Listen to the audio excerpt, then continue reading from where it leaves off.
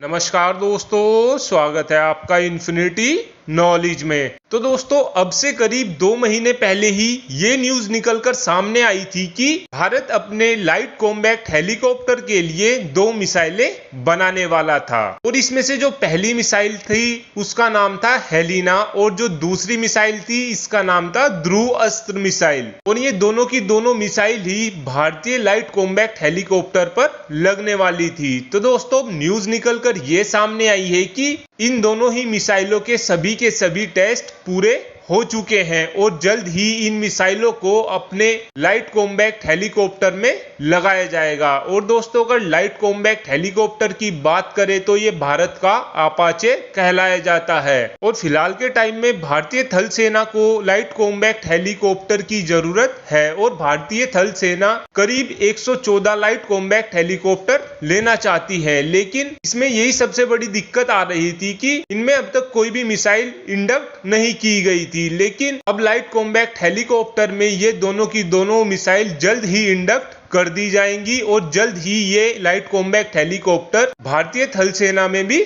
शामिल हो जाएगा। और दोस्तों, ये लाइट कॉम्बैट हेलीकॉप्टर 12,000 फीट तक की ऊंचाई तक उड़ान भर सकता है। और इस लाइट कॉम्बैट हेलीकॉप्टर का फ्लाइट टाइम 3 घंटे 10 मिनट है। और जो इस हेलीकॉप्टर की स्पीड है वो भी काफी अच्छी खासी है। इस हेलीकॉप्टर की स्पीड 290 किलोमीटर प्रति घंटा है और ये अपनी 700 किलोग्राम तक का पेलोड ले जाने में भी पूरी तरीके से कैपेबल है। और HAL की साइड से इस हेलीकॉप्टर को स्पेशली माउंटेन वॉरफेयर के लिए बनाया गया था। और जैसे ही ये मिसाइल लाइट कॉम्बैट हेलीकॉप्टर में इंडक्ट हो जाएंगी तो उस टाइम ये अपाचे के साथ मिलकर पहाड़ों के युद्ध में हमेशा ही भारत को एडवांटेज दिलाने वाला है। और अब से कुछ दिन पहले ही नाइजीरिया भारत से लाइट कॉम्बैट हेलीकॉप्टर लेना चाहता था, लेकिन इसमें मिसाइल ना लगे होने की वजह से नाइजीरिया ने अभी इसका ऑर्डर प्लेस नहीं किया था। लेकिन अब इसमें मिसाइल लग जाएंगी तो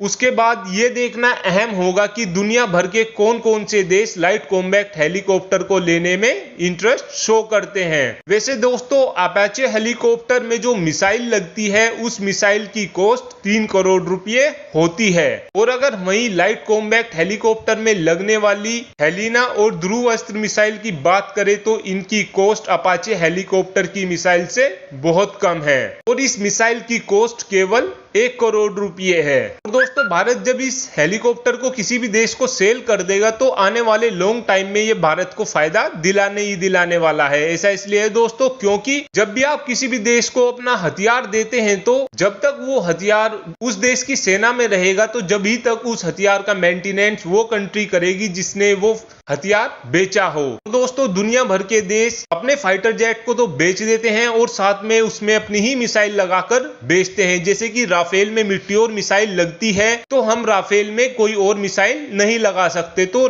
फ्रांस को एक तरीके से देखा जाए तो लॉन्ग टर्म में इसका फायदा होता ही होता है। जब भी भारत को राफेल की मिसाइल की जरूरत पड़ेगी तो हमें फ्रांस के पास ही मिट्योर मिसाइल लेने जाना होगा। तो दोस्तों, एक तरीके से देखा जाए तो हथियार का मार्केट वो मार्केट होता है जिससे आपको कैश में मुनाफा लॉन्ग टाइम तक होता ही होता है। Thanks for watching this video.